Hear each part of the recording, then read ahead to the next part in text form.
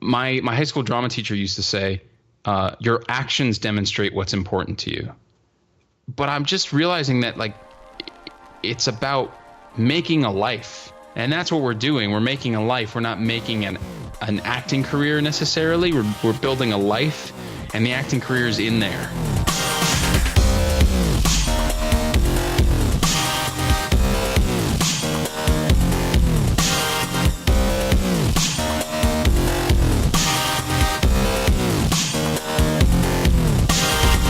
You're listening to Inside Acting, a podcast dedicated to demystifying the inner and outer game of success in the entertainment industry. I'm AJ Meyer. And I'm Trevor Algott, and coming up in episode 293. Guys, 75% of 2017 is officially in the can. 75% of the year is gone forever. And per IAP custom, we're going to be committing this entire episode to getting real with our own personal and professional progress from the past 3 months. We're going to be taking a hard look at what's working, what's not working, and what we are committed to next. Now, these review episodes have become a real anchor for us and for the podcast. They're a time to slow down, to keep ourselves honest, both with each other and with you guys, to reflect on our values, our words, our thoughts, and our actions, see where those things are lining up and where they're not, and to see where we can nip and tuck and tweak and refine our own inner and outer games of success as creative beings to, get to that next level.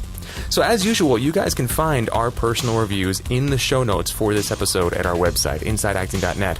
We definitely want to invite you to go over there right now and follow along with those reviews while you listen to this episode, and maybe even, if you'd like, maybe gather some inspiration for how to conduct your own quarterly review. It's going to be pretty cool. Episode 293 of this here show, Inside Acting. Stay with us.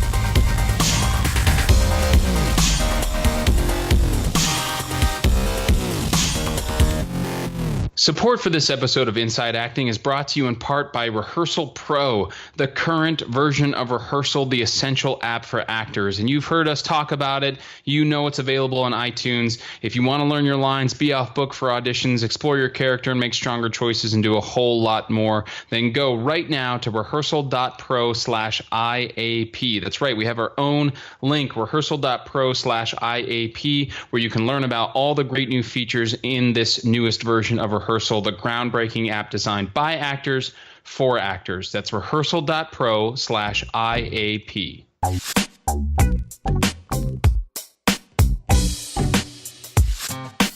Hey, what's up, AJ? Hey, what do you say? How was your day down by the bay? What do you say? Isn't that a Happy Gilmore reference? Or yes. Is that Happy Gilmore? I believe so, yeah. One of those 90s Adam Sandler movies. No, seriously though, how you doing? I want to know. I'm okay. I have to admit that, I don't want to. There's so much challenging us in the world right now that I don't want to spend a ton of time, talking about it. Suffice to say that I have definitely been struck by the recent events in Las Vegas, and it hit me pretty hard, and it's been challenging working my way through it emotionally and politically, and trying to figure out, like, am I going to join this fray that is everyone yelling and screaming at each other on social media? What's the way, what's the best way for me to sort of contribute? And it's tough. I've been doing my best to just show the most possible amount of kindness and love in the world, and not try to not be, sort of drugged down by it. But it's hard. I'm feeling it. I'm really feeling it. And sometimes when I think about it, I actually get like physically ill and have a hard time taking like the next step.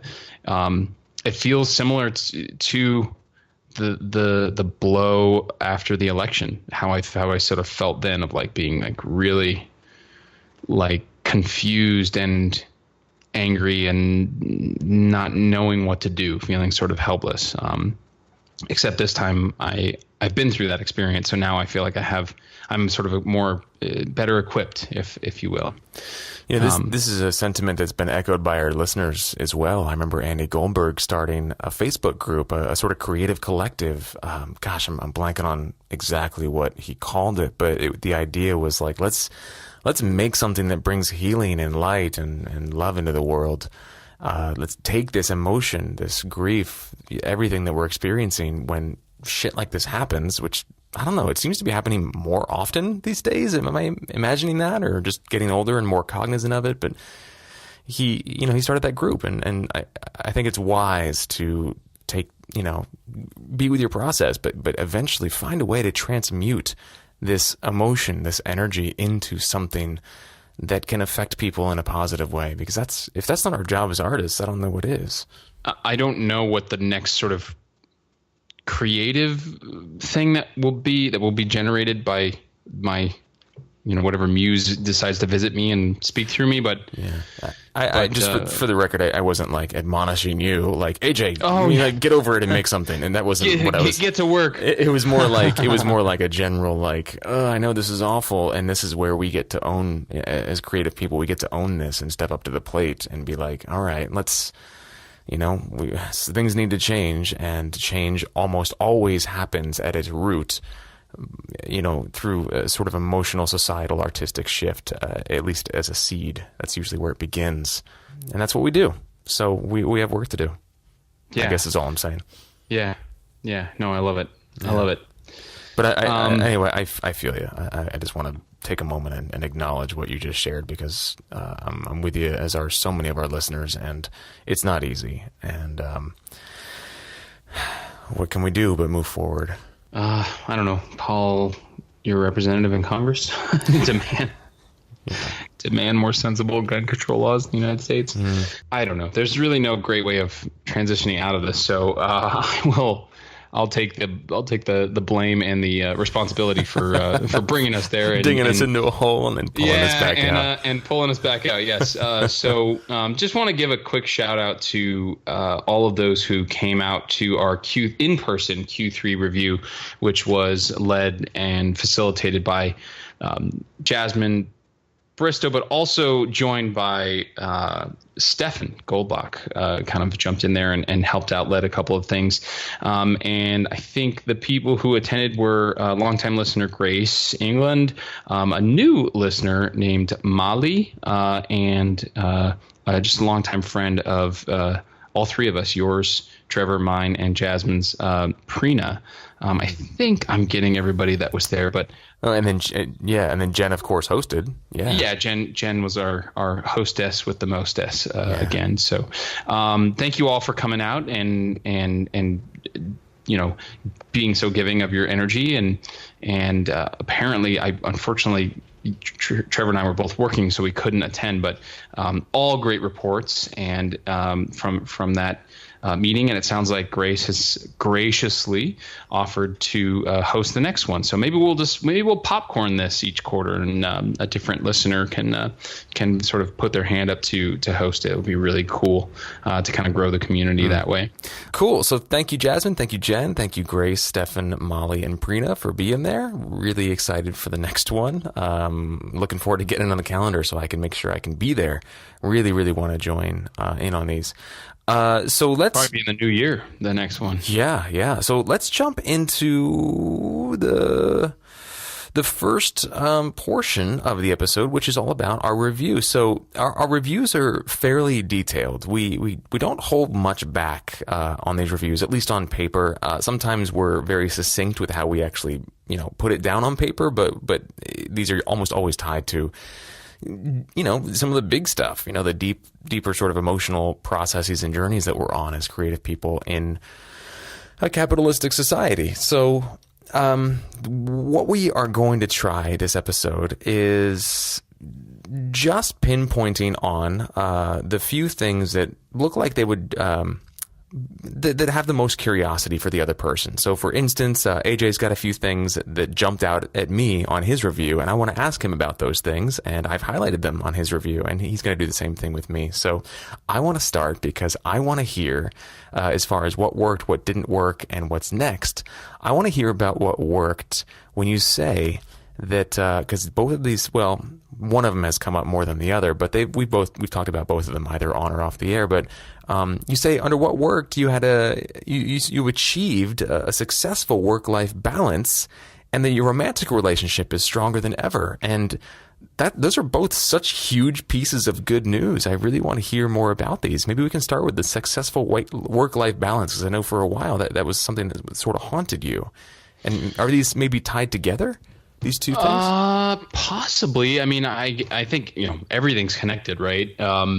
I have to say that this is not about tooting horns. This is just about being in recognition of what is. This was a really successful quarter for me in general. Like, things worked out really well. I got a lot done. I felt good about things. I was in a great emotional place. And like I said, my primary relationship was in a good place.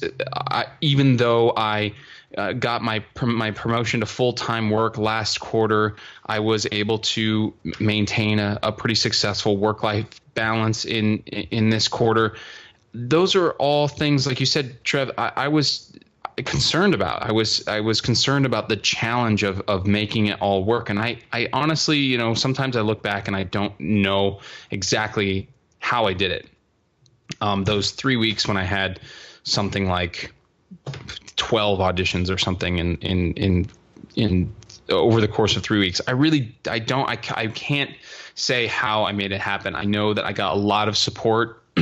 You helped me with the animation voiceover audition.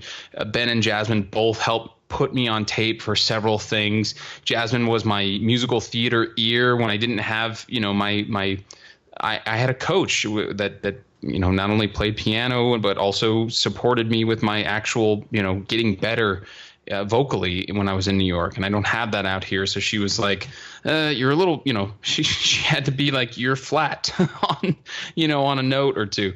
And all boats rise with the tide. And there was no doing this alone. But I just managed to make it all work. And in some ways, I don't know. I definitely, I'm excited about this review because part of it for me is going to be about going, okay, how did I do it? Like reflecting on not just what worked, the practical side of what worked, but how did I actually, make this happen? And I know that so much of it has to do with the support of others and not just, me in a silo. So, yeah, I talked a bit about this, I think, in the last quarterly review, but the idea that we all have an ego and we all are at various levels of being in having self-awareness around what the ego is and does and what it causes us to do, and the past pains in our lives, the wounds and how it sort of drives us, that ego engine inside all of us, and being able to set that aside so that you can hear, listen, be with, acknowledge the perspective and experiences of others. And that has been the thing that has made my primary romantic relationship so strong. That is what makes that relationships work. And that took 33 years of being on this planet to learn. So be it. So if I could put you on the spot here and ask you, just because by all accounts you have successfully completed 90 days of figuring out how to successfully work balance a work-life situation, a full-time job, tons of auditions, and a romantic relationship, as well as your various other commitments, such as this podcast. So you've done it. You've been able to make it happen. And you say you don't know how you were able to do it, like looking back. Like, I don't know, it got done somehow. But if somebody came along and said, dude, I'm feeling completely overwhelmed, you've been here. How did you make it through? What did you do to get here? Do you have any sort of actionable nuggets of advice that you could dispense or share? Or is it more like, I don't know, man, just hustle. Like, you just got to figure it out. It's a dance. Flex your hustle muscle. Yeah, I don't know why I said that like a bro surfer guy, but bro. Just hustle. That's just me. This is when successful AJ is a total surfer bro. Yeah. Well, I mean, put it this way: we haven't gotten to what didn't work yet, and a lot of what didn't work are some of the things that sort of fell by the wayside. You know, and you highlighted like. I'm still, after all these years, struggling with like the discipline and consistency of working out every day or whatever, or letting slip some of my actor tools like my website and stuff. These are the things that are, you know, you highlighted and what didn't work. And, you know, Jasmine said to me the other day, she's like, you know, that it's okay to acknowledge that you want those things and they didn't happen. But at the same time, like, you can either work out, you know, every single day, or work 40 hours a week, have all these auditions, have a podcast, play hockey once a week, and go to like acting class, which I was doing for a while. You know, she sort of put it that way, like it can be a choice. And I think that sometimes, especially when we get into this like yes and or creating win-wins sort of mindset, we're like, no, we can do everything. But the problem is there is definitely a finite amount of time in the day. Everyone gets the same 24 hours. And Trevor, you of all people know that like sleep hygiene is extremely important. And without it, you become like grumpy pants. I get sick really easily, you know? So it's like, okay, I could get up at 5 a.m. after putting myself on tape until 2 in the morning, 3 in the morning, and, you know, work out. It's certainly possible, but I wouldn't be getting enough sleep. So, you know, it's a lot worked for sure, but there are things that I want that didn't happen because I was doing other things. Yeah. You know, what's that saying? Like, life happens when you're making plans. Yeah. Making plans, or life. Yeah, exactly. Yeah. It's like, so what would I say to that person? Define what's really important to you. Or it'll be defined for you, you know, cause what's important to you is my high school drama teacher used to say, your actions demonstrate what's important to you. Just similar to saying like, you know, actions speak 1,000 words, because it's true. Like if you looked at my life and you thought, based on the amount of time, energy, money, whatever that I spend in my life, you might think, okay, what's most important to AJ is working for Apple, then acting, then his romantic relationship, then hockey, then being outdoors. It might look that way, but that's actually not true. And we can get into this when we get into like what's next. But I'm just realizing that like it's about making a life. And that's what we're doing. We're making a life. We're not making an acting career necessarily. We're building a life, and the acting career is in there somewhere, or your artistic career is in there somewhere, however you express yourself is in there somewhere. And learning, like, thank God for Steve Rohr, and let's sort of be a star wherever you are. I do my best when, you know, it's not being challenged by, you know, like a tragedy like Vegas. I do my best to show up and just be fun, kind, like expressive, creative. This is who, you know, bringing all of my authentic self to my day job, which I think is challenging for some people. And you've talked about, Trevor, like the changing the channels thing. that's the challenge that I've been finding lately is not about changing the channel from like going from this customer service job to coming home and working on an audition, because I just do my best to kind of be myself throughout it. What's been challenging for me is the whole spoon theory thing, like using up all my spoons. What is during that? the day. I haven't heard of that. It's a book. Hang on, I'm looking it up. Okay.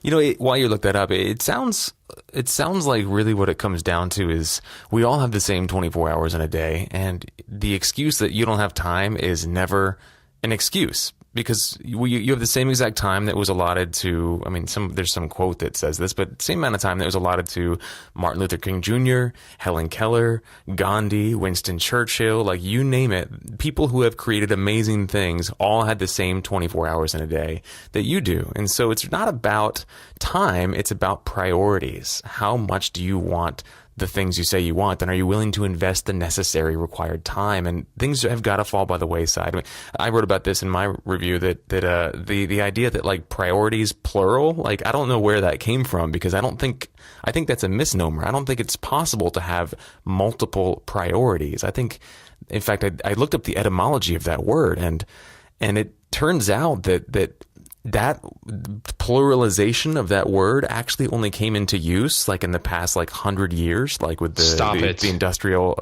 revolution. Like seriously? Before that, like all throughout, like I think it originated in like, you know, ancient Greece with the philosophers, and it was only ever singular. It was just understood that you had one thing that you focused on to the exclusion of all else. Not like you didn't do anything else with your life, but that was your guiding focus. And then all of a sudden, like we started multitasking, and somebody coined the pluralized version. But it's like it's a weird, you know, mind job, because it's kind of like impossible. You know what I mean? Wow. So it sounds like that's kind of what you're getting at a little bit. It's like, look, it's prioritization. It's prioritization. Huh. That you just baked my noodle, like seriously baked my noodle there.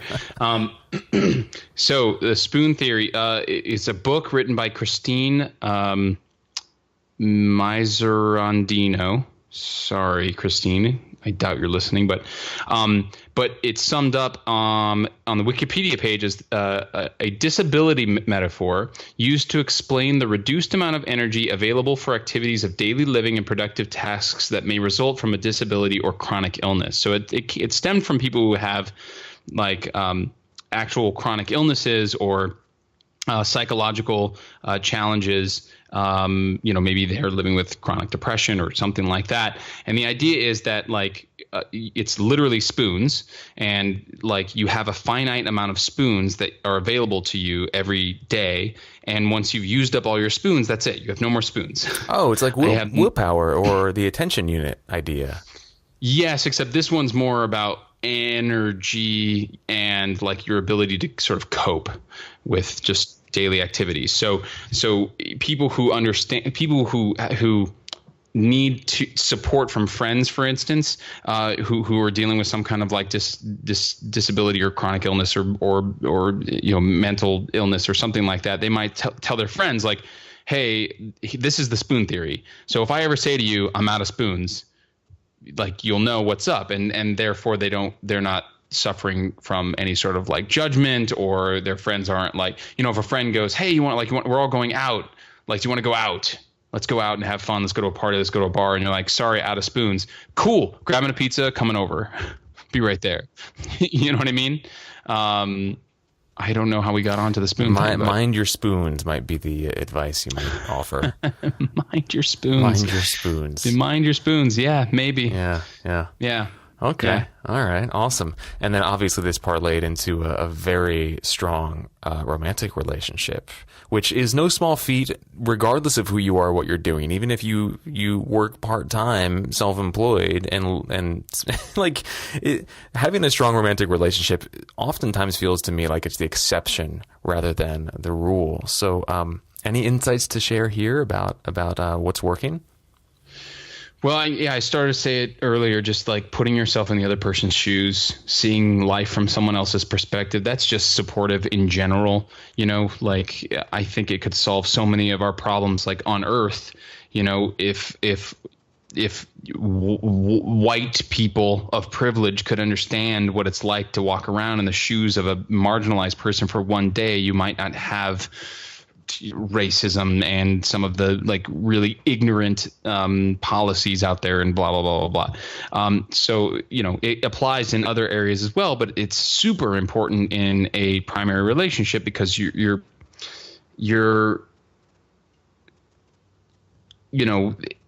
say something comes up for somebody, they're experiencing an emotion, and our default is always to make it about us. Always. How did I cause this? And how can I get this person to stop being upset with me? Mm-hmm. Right. Yeah. And it's like always our default, which is like so selfish and one-sided and egoic. When in reality, if you can learn, which I'm not perfect at, but I've gotten so much better at. If you can learn to just stop and pause and go, okay, they're having their own experience. I don't know what it's like. I don't know what it feels like, but it doesn't necessarily have anything to do with me. And I just need to reach out and seek to understand. That's been huge. And there have been times where I'm like, man, all I want to do is be like, well, no, you're wrong, or that's not what I did, or that's, defend myself or whatever. And instead I just, put all of that on hold. Maybe we'll talk about it later. Most of the time it doesn't end up mattering, and just go like, what do you need? How are you feeling? Tell me about this experience. That's huge. And then a date night. And then cap it off with a date night.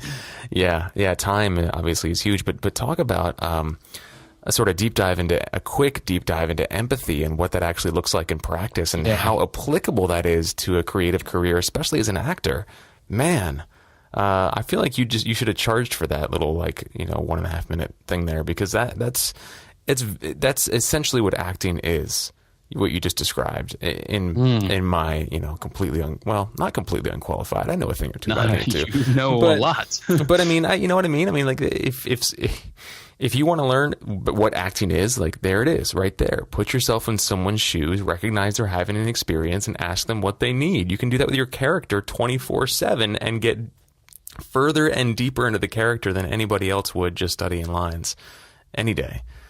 So, I don't know. I just wanted to draw the parallel there. I think that's just important to point out, given that we're an acting podcast. So much of this is about relationships and life, and you become the better human you become, the better artist you become. But I think that was a directly applicable, too obvious not to point out, like comparison there. It's almost like, thank you, Trevor, for bringing it back to acting on this show called Inside Acting. Well, I mean, look, speaking of, things that are extremely supportive to one's life as an artist and an actor, I immediately highlighted your first thing, especially since it was your guiding word for 2017, vulnerability. I immediately highlighted your first thing on your review, which was, you have here, vulnerability practice is something that worked for you in Q3. Can you talk a little bit more about this? Yeah, there's not a whole lot to say other than I hit a point in this grieving process, which I'm having it right now. I'm at a moment where I was like, Trevor, there's that critical part of me, that censor, as Julia Cameron might call it, that is just in my head mocking me constantly. And it's just going, Trevor, you just shut up about your brother. Just shut up. Just stop. Just stop talking about it. Nobody wants to hear about it. Stop milking it. We all feel sorry for you. But that stupid voice where I'm like, you don't know what you're talking about. And yet it shows up every single day. And I would mention this because it was a huge event in my life, and much bigger than I ever could have anticipated. And that voice would just come up, and I was like, you know what? I'm going to show this voice that it can go to hell and go fuck itself by continuing to talk about this and by getting super vulnerable with people in inappropriate contexts. Like, frankly, nice. That's what I wanted to do. So, like, you know, if I was talking to somebody and it was like just at the grocery store or something, and it just came up, you know, I'm with the cashier and I'm just like buying groceries and we're just talking. This didn't actually happen, but this is a situation where I might actually decide, you know what, like, I want to create a relationship with this person. I am a human being. They're a human being. They're not a cashier. I am not a customer. We are just two human beings in the situation playing social roles, and I hate that shit. And I just want to connect with another person. And so that's a situation where I was like, if it came up, I would be like, yeah, you know, like, speaking of, you know, like, I've been in a similar situation, like, you know, and I would just talk about it. And it was scary because, you know, some people they don't want to hear that. It's like too personal, and I get that.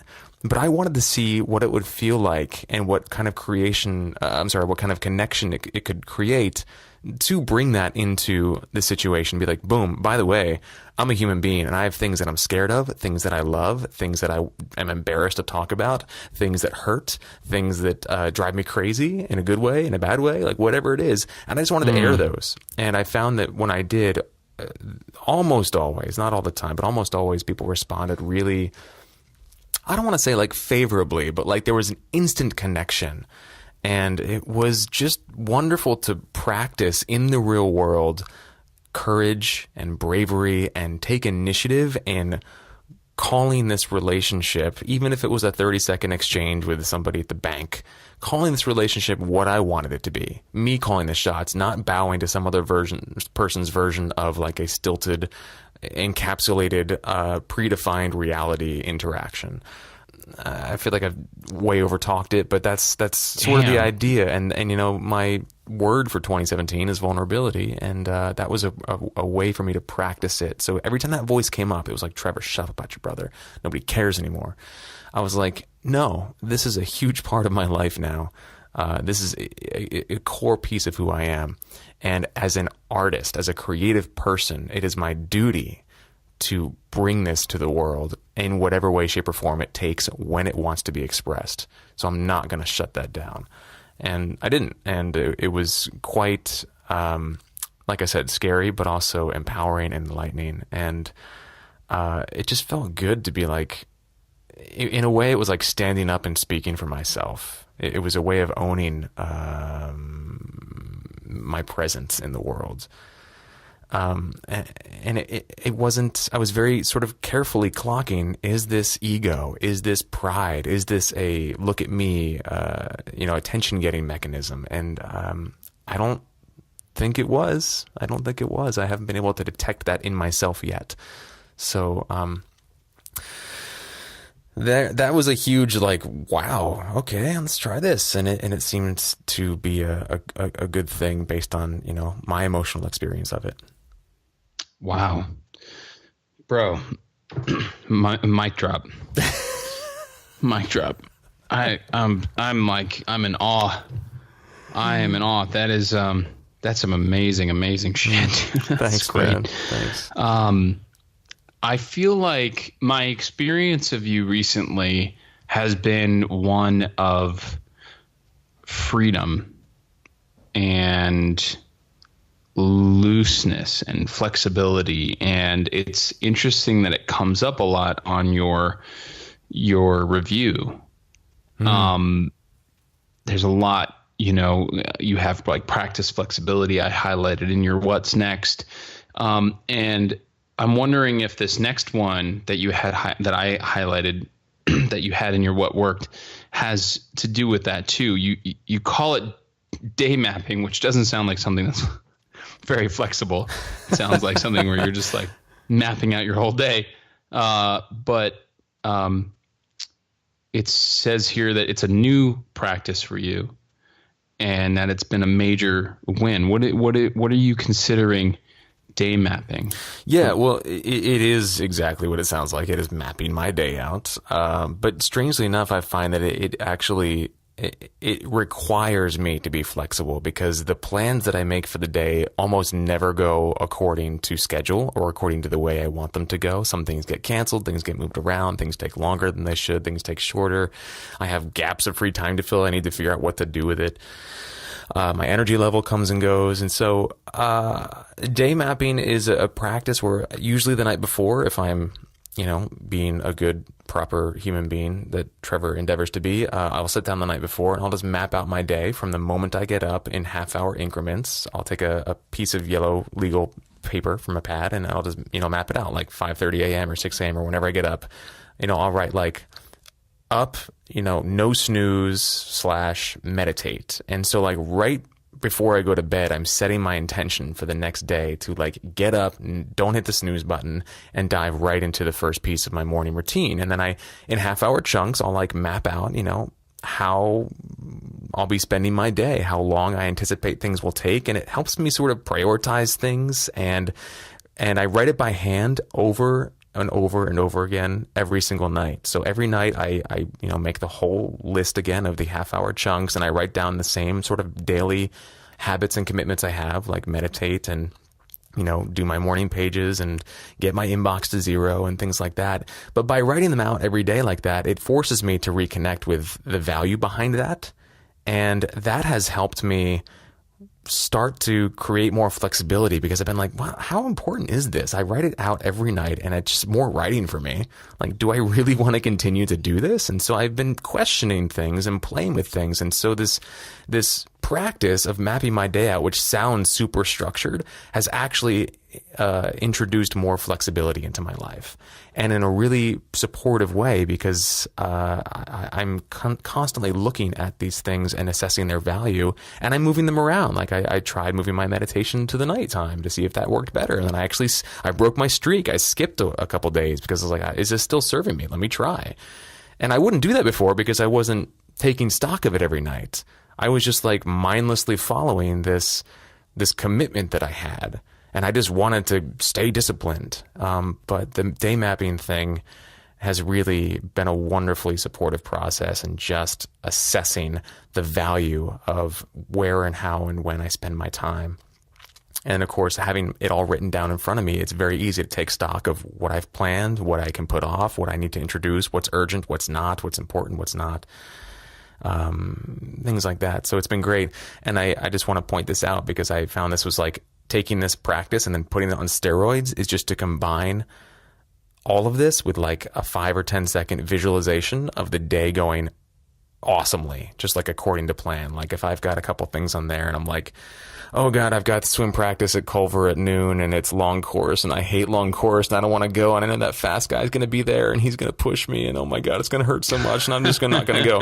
And then I'll be like, well, Trevor, what if you went and the workout was awesome and you felt great and you kept pace with that guy, or maybe you even beat him, or, like what if it was amazing? Like, and then lo and behold, the likelihood of the practice being amazing is like 1,000% more, because I have just declared it on paper, made the commitment, and then seen myself do it well. And then it's just like the whole day just goes so much better when I do this. So I usually do it at night. Sometimes I'll do it in the morning, but it's definitely more effective at night, because they say that they, being, the powers that be, the fates, they say that what you focus on in the 45 minutes or so before you go to bed is sort of what your subconscious sort of digests and chews on as you sleep. And so I find that I sleep better when I do this practice before I go to bed, and I wake up the next day with so much more purpose and energy, and I usually get almost everything done. I was going to ask you if it was similar to the Craig Ballantyne, like sort of energy journaling kind of idea. Yeah, sort of. I mean, he has that time log, and it's basically a time log, but I also on the right hand side, I make a column for just my daily practices, and then of course the things that I have to get done. And I have like a little shorthand for things that I delegate, or things that I postpone to tomorrow, or things that I just outright decide I'm going to cancel. And then I have a little gratitude section that I make, and a little victory section that I make. So I track my victories throughout the day. So I feel like I'm winning the whole day, and I'm constantly looking out for like things to be grateful for, because I want to, fill out the sheet that I make every day.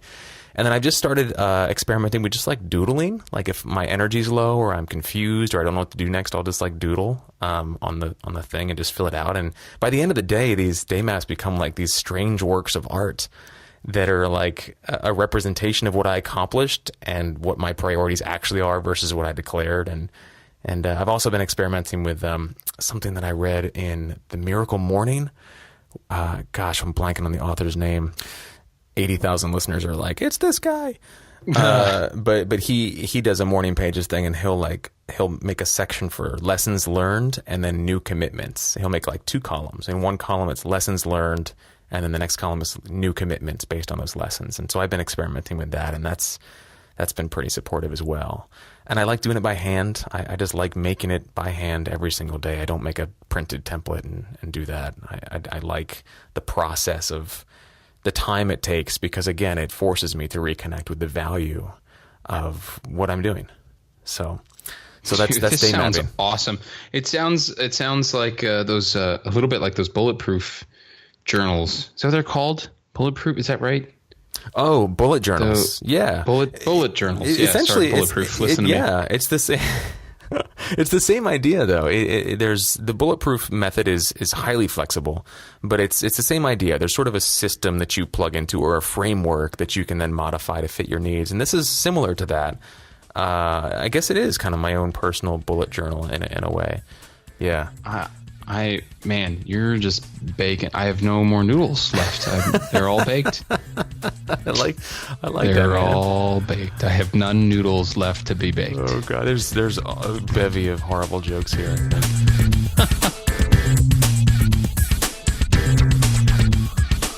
Support for this episode of Inside Acting is also brought to you in part by VO2GoGo.com. It's the award-winning voiceover training system and winner of Backstage's Reader's Choice Award for Best VO Training 4 years in a row. Backstage is not a small publication, guys. They're kind of a big deal. So for readers of Backstage to select VO2GoGo.com as the best voiceover training 4 years in a row, that's a pretty big deal, and it's not without reason. Check out VO2GoGo.com/start, where you can get a free Getting Started in Voiceover online class. It's like a 10-part module class. It'll give you everything you need to know to get up and running as a voiceover talent, to start recording commercials and audiobooks and whatever you want to kind of get your voice into.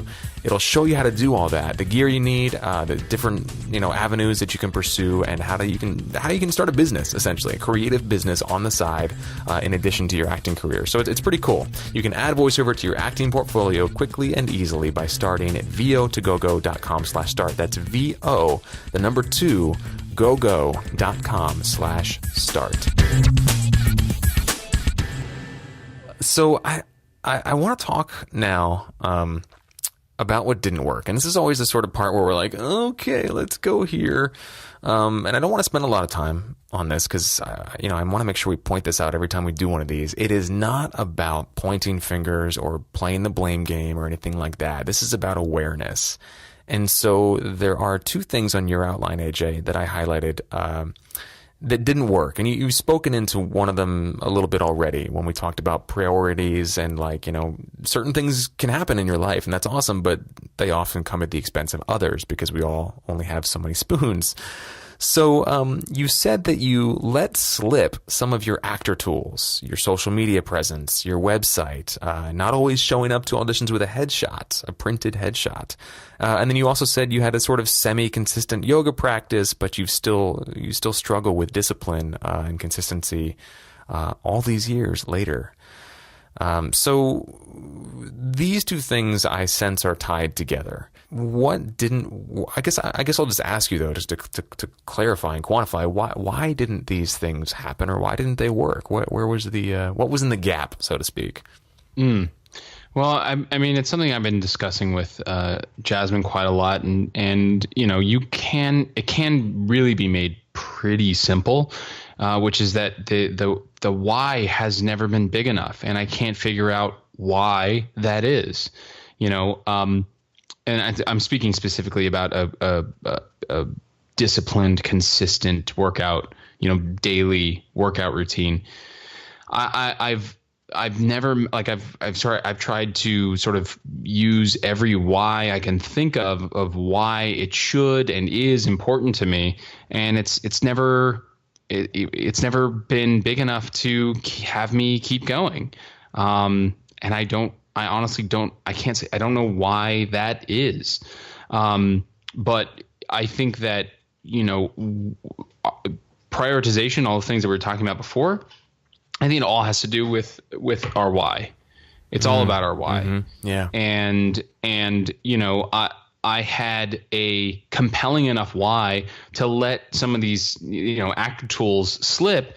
And because frankly, it was really easy to tell myself, well, I'm actually doing the work that's going to get me the jobs, namely auditioning, building relationships, getting into rooms, saying yes to things like, whatever, play readings and little odd jobs here and there, one-line roles that may have turned into more, that kind of thing, and maybe even turning down other roles because I went on an audition and I did a good job and they liked me, but they offered me something smaller and it's, a big television show that I'm hoping will run for a while and maybe I'll get something bigger. There's all these choices that we need to make, and it took me a long time to not. There were years and years and years of my life spent, I would have been beating myself up for all of this, for both of these things. And I'm grateful that I'm not there anymore. So you're right. It is just about awareness. And now I just look at it and go, what? That's so weird. I say I want these things. I feel like I want these things. I feel like these things will support me in my vision for my life. And yet they don't happen. And why is that? And I don't have an answer to that question, but I do know that the answer to what was in the gap has to be the why wasn't big enough. Otherwise it would have happened. The value wasn't big enough. Otherwise it would have happened and we wouldn't be having this conversation. So, yes, I did other things and I did a lot of other things.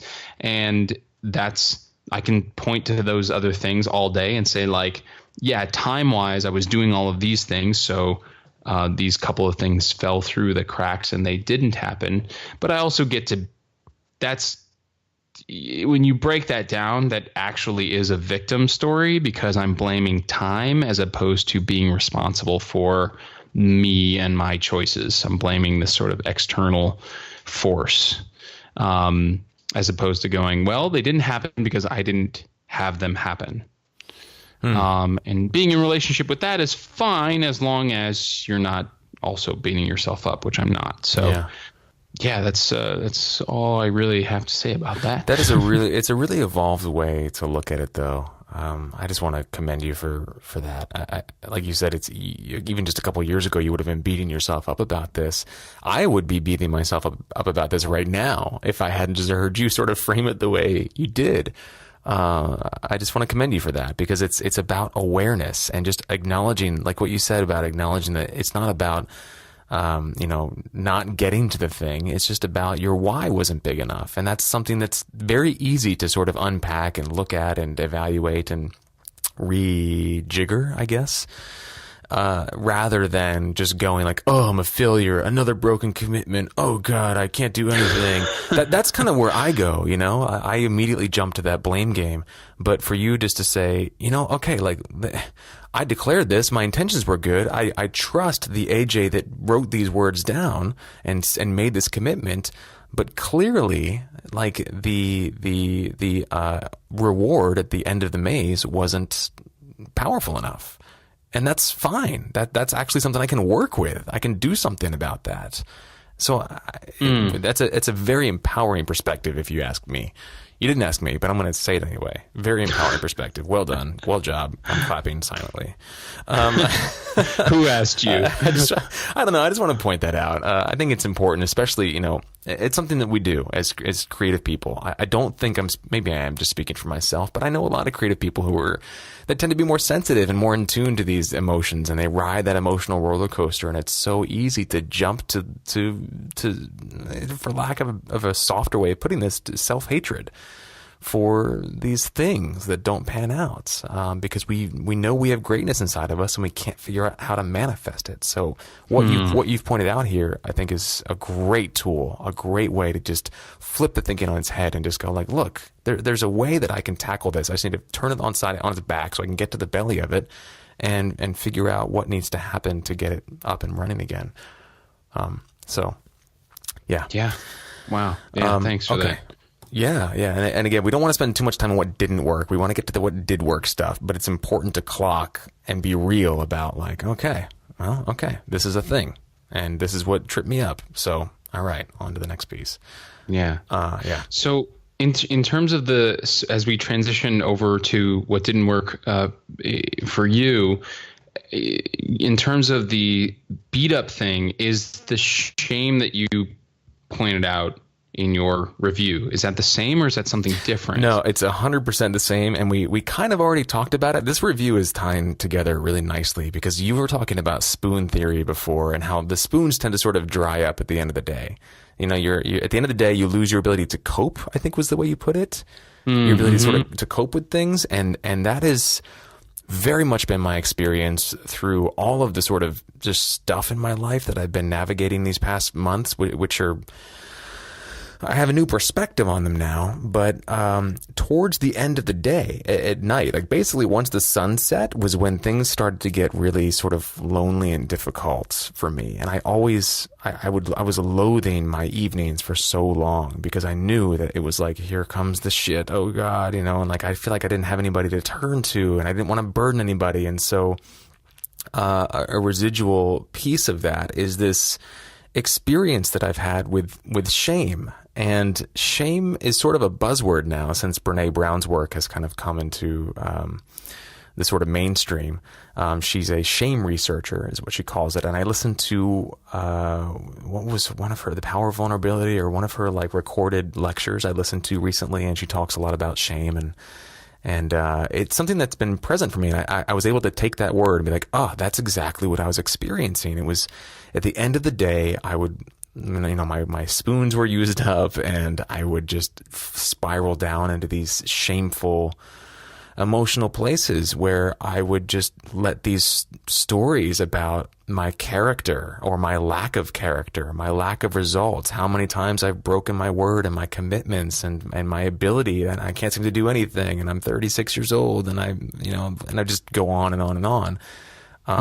It was really, and I still feel like last night I felt it. It came up and I was like, okay, here. Hi there. What's up, Shame? Nice to see you. Come on in. I'm keeping the bed warm for you.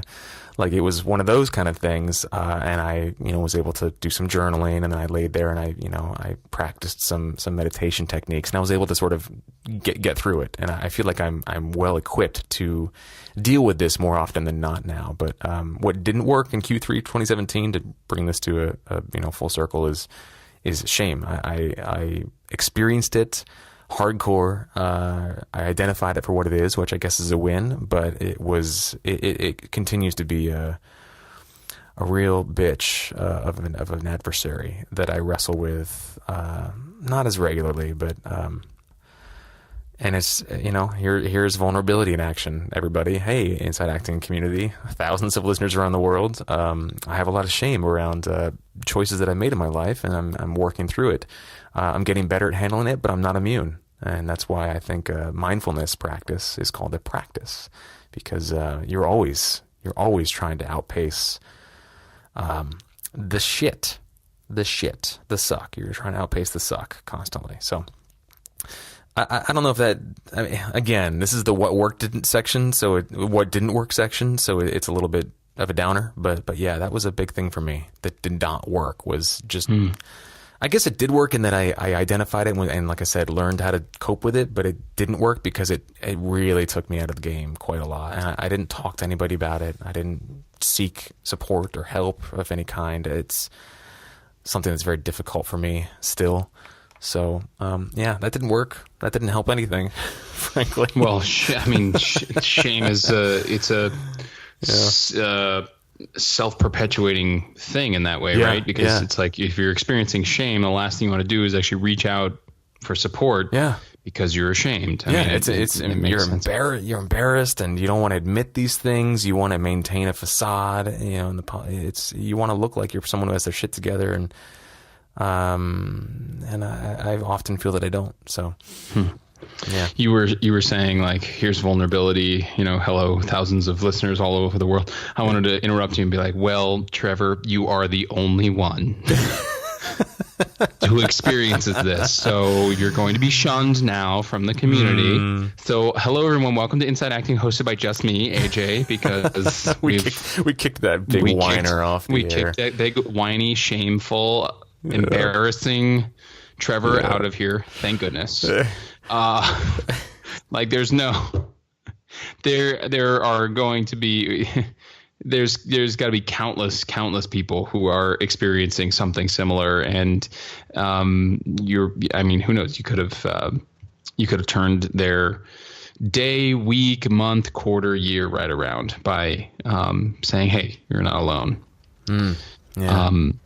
You know, it's interesting too, because I hope so too. I feel like this idea of novelty that we're going to get into next, and that you talk about not only in what didn't work, but also in what's next, I can't help but feel like it might be a disruptor, sort of short circuit some of these shame circuits. A shame disruptor. Yeah. Shame disruptor. You know what I mean? By like getting out of a routine. Like you were saying, like it literally was like coming with the setting of the sun, right? It's like, okay, I've used up all of my willpower. I'm getting to the end of the day. I don't feel like I've accomplished everything in my day, my week, my life. Oh God. And you're talking about, in addition to that, what didn't work was no novelty. Mm-hmm. No travel, no novel experiences. Yeah. You know, it's like, I doubt if the sun was setting in the mountains, you would be feeling ashamed. Or like if you were, you know, if the sun was setting and you were inside of a museum or at a concert or whatever, you know what I'm saying? Like, I think it might actually, I think these two might actually be somehow tied together. Yeah. But you were saying, it's one of the things that didn't work was no novelty. Yeah, and you're 100% correct. At least in my, from my vantage point, that novelty, and just to define that for people listening who are like, what are they saying? Novelty? What does that mean? Meaning original, new adventures, experiences, new memories being formed, going out, thrusting yourself into the unfamiliar, novel experiences. For years on these quarterly reviews, I have declared, I want to travel. I want to start a freedom business. I want to do this. I want to do that. I want to subject myself to these new experiences. I want to grow new tree rings. I know we've talked about that. If you don't know what I'm talking about, then I'll tell you later. But the idea being that like, there's all these things that I've declared I want to do that I haven't done. And I think I have almost subconsciously, or maybe even not so subconsciously, actively shied away from novel experiences because they are by definition new and uncomfortable. And that's the best part about them. That's where growth occurs, at the edge of your comfort level. So I haven't done that. I continue not to do that. And you're absolutely right. It's like it's a feedback loop. And the lack of novelty speaks to one way to interpret it is a lack of courage, which speaks to shame or embarrassment. And then you feel shamed and embarrassed that you're not willing to do anything about this. And then, it just goes on and on. So you're absolutely right. Novel experiences are absolutely a shame disruptor. I love that. I'm going to put that on a t-shirt. I also realized, that I'm very good at busy work, and that what I mean by that is like following orders. If someone tells me something to do, I'm really good at like being the worker bee. I'm like, yeah, got it. No problem. And I have no qualms about like cleaning toilets or anything like that. Like there's nothing that I feel is beneath me when it comes to labor or things to do. However, in contrast, I've recognized that I have a real opportunity for growth, to put it in corporate speak, when it comes to what David Allen would call making it up and then making it happen.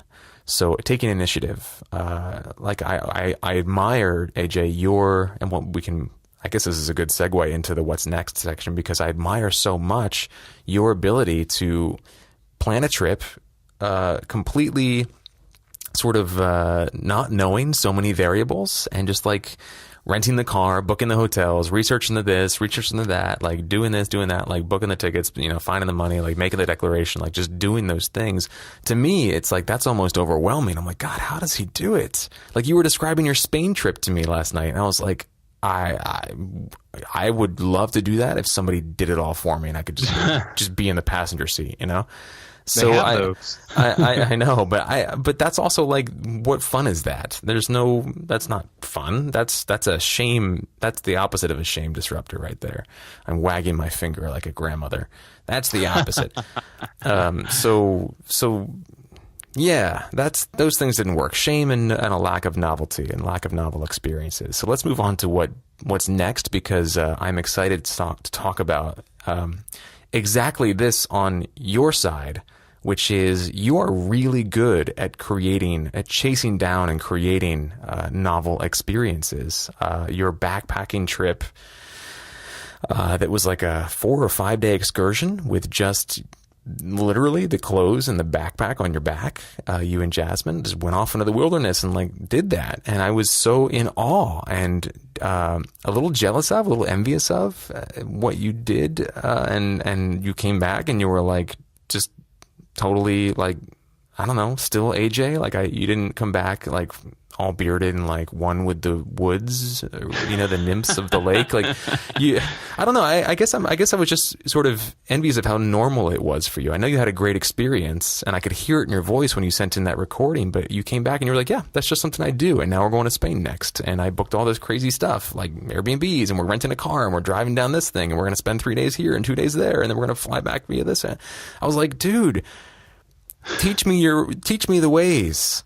Especially too, because this directly informs what we do as creative beings. Again, I mean, the more adept you are at creating that kind of experience for yourself on demand, the better actor you are, the more texture of life experience you have to plug into. So, I want to talk about what's next, because you're going to Spain. We talked about living in a van down by the river. Which sounds awesome to us. So real quickly, what's next in this area of novelty and travel and adventure and spontaneity? Well, you know, you were talking about being a really good worker bee, and I have to admit that there's still a part of me that I'm really great at executing other people's ideas. Yeah. Like I'm fantastic at that. I can see purpose and vision and be like, hey, I get it. Let me not only execute it really well, but I'll train other people how to execute it really well. Like I'm really good at buying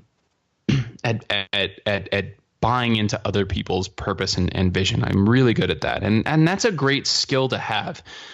But it also was a skill that for a lot of years kept me afraid.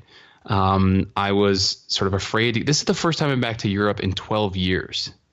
And I do have Jasmine to thank a lot for like opening my eyes to like what's possible and seeing the freedom of like, you know, if I'm not in this country and I miss an audition, it's going to be okay. Like everything's going to be okay.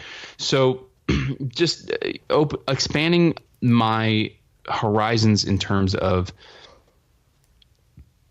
creating, like you said, Trevor, these novel experiences has been so freeing and has become such a big part of my life in creating the life that I want. And it's very exciting. And, you know, every time some wackadoodle idea comes into my head, I no longer think, well, I can't do that's crazy. That's like, who would live in a van down by the river? But you have been researching. We need to qualify that. Here it comes. You've been researching this hashtag van life, hashtag, you know, living out of a van thing lately. And these people that do these amazing conversion vans that they live out of. And you sent me this video the other day, like 2 days ago, and I watched 94 seconds of it, paused it, and was like, Jasmine, in the other room, we have to watch this. You have to watch it with me right now. And we sat there and watched the 14-minute long video on I like threw it up on the Apple TV so we could both watch it. And we were like, that was it. For the next like 3 hours, we were watching, van conversion videos on YouTube and looking at each other with this like smile on our face that was a combination of like love and awe and like, holy crap, are we actually thinking about doing this as we sit in our apartment with our 2 cats? Like, what are we crazy here? But it's like nothing's too crazy. It's just an adventure. It's an exciting adventure. It's we started talking. She's like, well, how would you self-tape? I'm like, I don't know. Hang a sheet on the outside of the van. I don't know. We'll figure it out. Like, yeah, wide lens inside the van. Yeah. Yeah. Putting a wide lens on the iPhone inside the van so that you can capture with the tripod being super close. Yeah. I don't know.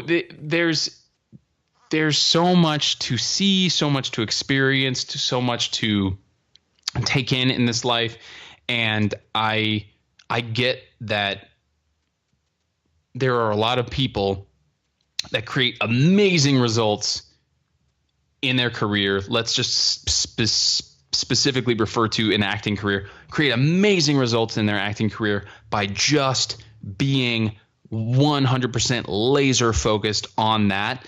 And sometimes I look at their careers and I go, man, I'm actually really envious. Like, they're creating so much work for themselves. They're booking all the time. They are, they're doing the thing. They're living the life. Like, this is, they're living the dream, or what I think would be the dream. And some of those people are happy. A lot of those people aren't happy. But I can't think of one of them that spent 4 days in the back country of Sequoia National Park, or is thinking about living out of a van, or is going to Spain next week, or, so I don't know. We've said it on the podcast before, but it is really just about building a life and having like amazing experiences. And I'm open to them all. And I don't want money or job security or all these things that our culture says we have to have in order to be happy.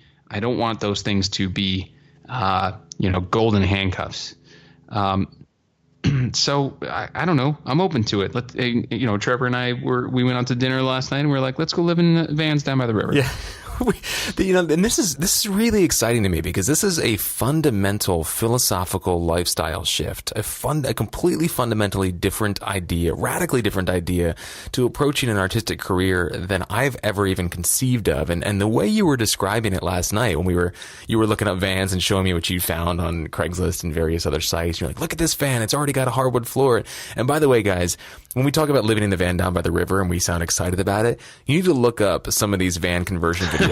You've got people making like 4-star hotels in their vans with some of the most ingenious setups, like for storage, for solar power, for hot water, for like you name it, Wi-Fi. People have figured out how to do it, and they live for like less than $1,000 a month in this awesome converted van, driving across wherever they are. They just drive around and like camp out and basically live this nomadic lifestyle of like spontaneity and, again, novelty, and they're just in touch with the land, and it's inexpensive and it's exciting, and there's always something new to look forward to. And it's with its hardships. It's not like it's the easiest life in the world, but there are trade-offs. But you were talking, AJ, about like making it work with an acting career, not just the self-taping stuff, but you were like, oh yeah, well, I would drive up to New Jersey and I would just sort of like set up camp there for a week, and I would, roll into town and do this, and I could drive here and do this. And I was like, it was the first time that I had connected the possibility of living as a functional, creative professional, working actor, working professional, making money, working professionally in film, television, and theater, and living this nomadic, uber frugal, exciting, travel bug lifestyle. And the way you described it, I was like, oh my God. You want to talk about baking noodles, dude? Like, all my noodles got baked last night. So, it's getting so dirty. It was it's super dirty. But it was really exciting to hear you talk about it, because that's a skill set that you have that I so admire, is that you have the ability to sort of imagine how these things could work. Whereas I tend to, and I got to work on this, but I tend to imagine things and I look for the conflicts as to why they can't work. And you immediately go to like, well, here's how we could make it work. And when you were laying that out last night, I was like, oh my God, that sounds like the best life ever. I have a new vision for myself. Oh, it's so cool. I'm actually jealous of you a bit, because you have you said it last night too. You have the voiceover skill set and ability and connections, and you're plugged into that world. And you were like, yeah, I think a van would make a really great voiceover studio, which it totally would, which it absolutely would. Yeah. So you would still be, being an actor, being creative, and being able to make money in one aspect of our business that a lot of people want to get into.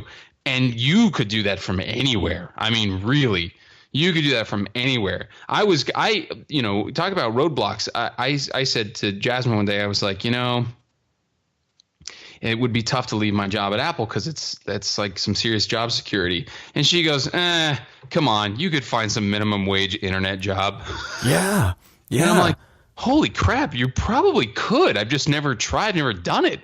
I've never looked online to see like what I can make, $10 to $15 an hour doing God knows what on the internet, just data entry kind of whatever, that I could say, okay, well, I have to do this at least 20 hours a week to cover my expenses for the van, and the rest residuals.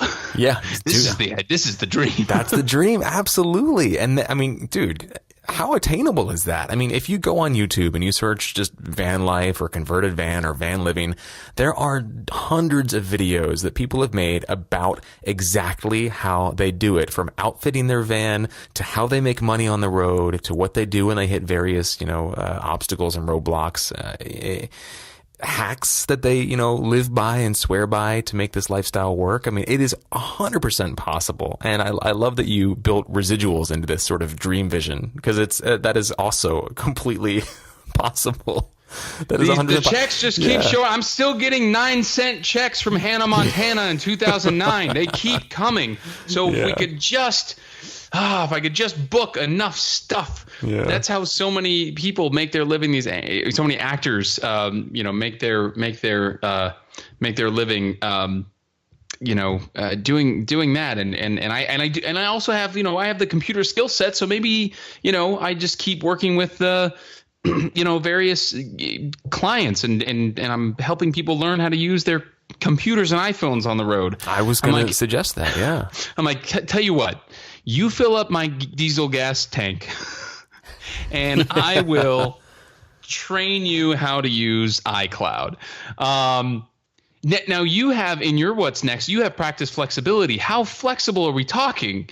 Like, you say consistently evaluating rote commitments and taking a look, because I've told you this before. I'm always in awe and admiring your level of discipline and commitment and ability to show up every single day. And you're in the middle of evaluating all this, is like, is this serving me, and how can I, be flexible with this? But are you talking about, working out in the evening versus working out in the morning, or are you talking about living in a van down by the river? I mean, well, let's just say nothing is off the table. I'll put it that way. But this is sort of a weird shift away from this really exciting van life conversation. But that could be part of it. But I think this particular part of my review grew out of the whole idea that we talked about earlier with day mapping and the flexibility that is sort of brought into my life from an ideological point of view. I'm evaluating these commitments. I've got this background as a competitive swimmer. We talked about this last night as well, a little bit at dinner. But I've got this background as a competitive swimmer, and it's served me so powerfully in so many ways. I have so many people, so many friends of mine have said to me, dude, you have major discipline. I don't know how you're so disciplined. And they're right, but I'm only disciplined in a very few small amount of things, and those things have a light side and a dark side. There's the force and there's the dark side when it comes to this level of commitment.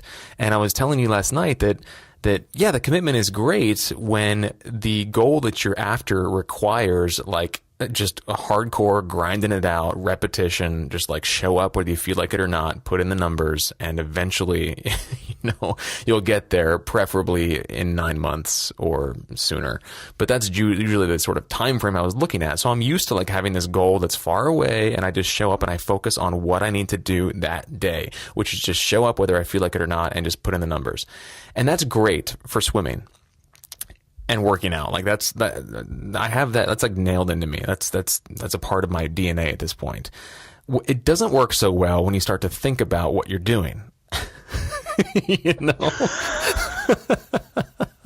Like, if you start to question... That's a really funny sentence. It is, but like, ask any swimmer. Like, if you there are some miserable workouts and some miserable sets, and sometimes you're just so beat up. And our college coach used to tell us, like, I know when I'm overtraining you guys because you'll swim low in the water, and so that's when I know I've got to adjust the training. And I'm like, you wait until we're so beat up that like we actually float lower in the water. Like, I don't know. I mean, and it's, again, the rewards are worth it, but when it comes to like an artistic career, an artistic way of being, which is so often a process of discovery, and you let the discovery lead you, like there's a play, there's a dance, there's a spontaneity to it.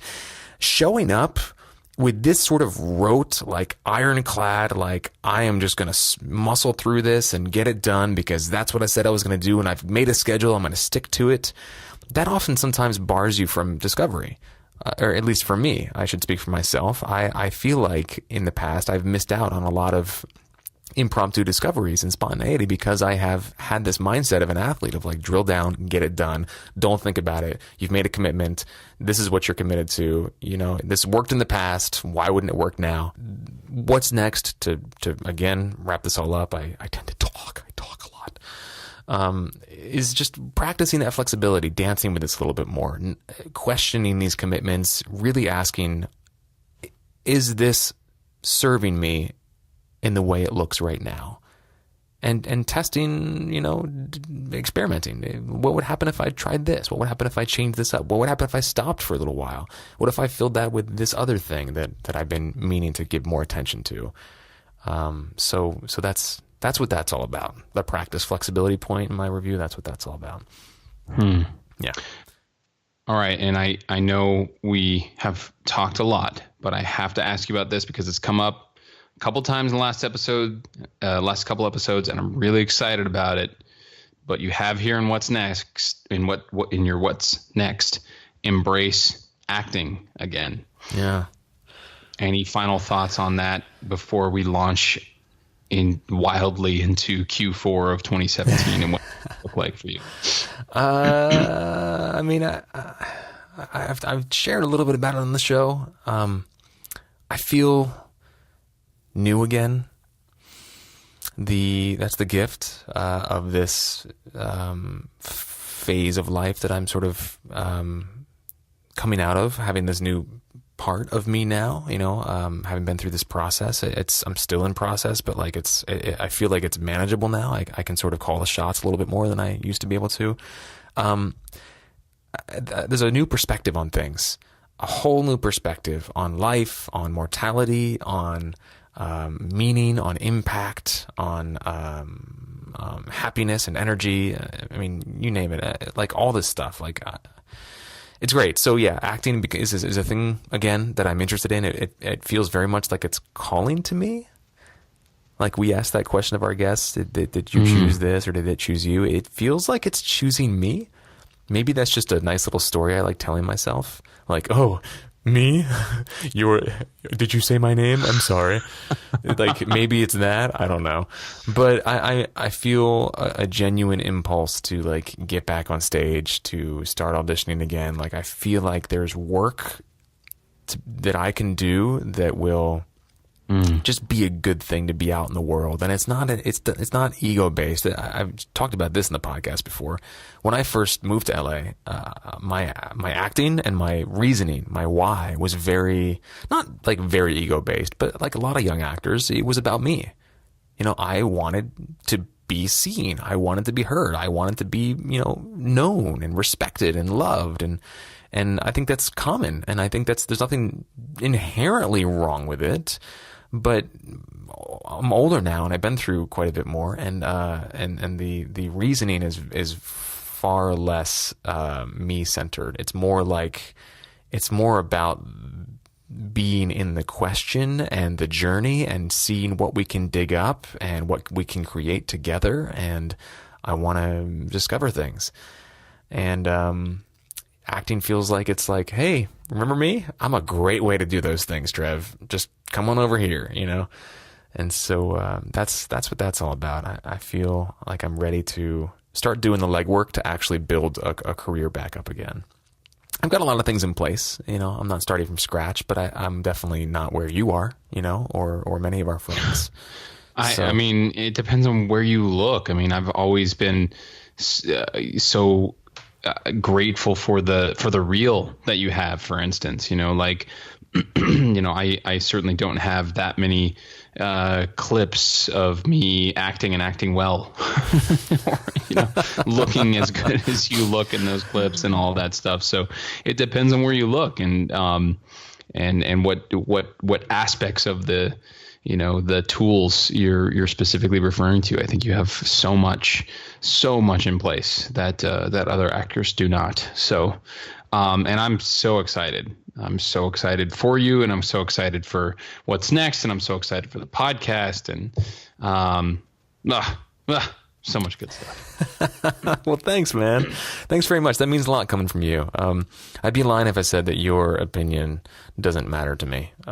Frankly, I'm just going to be honest. Like, some people are like, I don't care what people think. I'm in my own. I'm like, I care what people think, especially people like AJ. Like, it's important to me that I have his sort of stamp of approval and his validation and belief. That's important to me. So, thank you. I needed to hear that. Thank you. The bromance continues. It does. It's strong, man. It is alive and well. Burning bright. This was awesome, man. This was very not only cathartic but informative, insightful, empowering. I'm really excited. There's like an energy that I feel between us on this show, on this specific episode, especially around the van life stuff. I'm stoked, man. I'm in a place right now where I'm like, damn, after having this conversation with you, and I always value these so much, I just feel like there's so much possibility. There's just you inspire that in me, and I'm grateful to be in that space again, more often now, just in general, but especially right now. All right, guys, thank you for listening, everybody. We appreciate you coming along for the ride. Hope you checked out the reviews in the show notes of this episode, where you can see the full text and everything we didn't talk about. There was a lot that AJ and I put on our reviews that we did not talk about. So it's there in the review if you'd like to see sort of how we do it and maybe draw some inspiration or use them as a blueprint for putting your own together. We would be very happy to see yours or you know, just be a second set of eyes or a accountability buddy or whatever it is. Anything that you need to make this review something valuable, this review process something valuable for you. So let us know. So yeah, thanks for listening. Hope it does some good in your world. Thank you for listening to this episode specifically to, which was hosted and produced by both me and AJ. Jen Levin, Gadali Gubarak, Deborah Smith, Grace Gordon, Fern Lim. All of those people make up our awesome team, and they're making the magic happen behind the scenes. So a big thanks to them. You can sign up for our weekly email dispatch and listen to all of our episodes, this one and others, at our website, insideacting.net, and you can find us on social media and wherever you get your podcasts. If you've got a minute, that 5-star review over there on iTunes really helps us out a lot. So, yeah, go do that. You know, it's called Apple Podcasts now. If they officially changed it, it's not iTunes anymore. Now it's Apple Podcasts. So don't go to iTunes. Go to Apple Podcasts. And leave us a review if you would. Big thanks to our sponsors, Rehearsal Pro and VO to Go, and a big thanks to you guys listening. You make this thing happen. You are the reason for the season. Visit our website, insideacting.net, where you can subscribe to our newsletter, which comes out every week, every time there's a new episode. You can get links to everything we talked about, including that book, Spoon Theory by Christine Maish, and all that other fun stuff. And if you dig the show and you want to make sure it continues and you want to pay it forward and be a part of the solution, you can support the continued production of the show financially. You can make a one-time contribution, make it $1, whatever you can afford. Of course, we don't want anybody contributing who would put them in a difficult financial situation. Like that's not what we want. But if you've got some money to spare and this podcast has brought some value to your life, a great way to show your love would be to help us continue producing it with a financial contribution, small or large, one time or ongoing. Just visit insideacting.net to learn more and to get started with that. That is it for episode 293 of Inside Acting.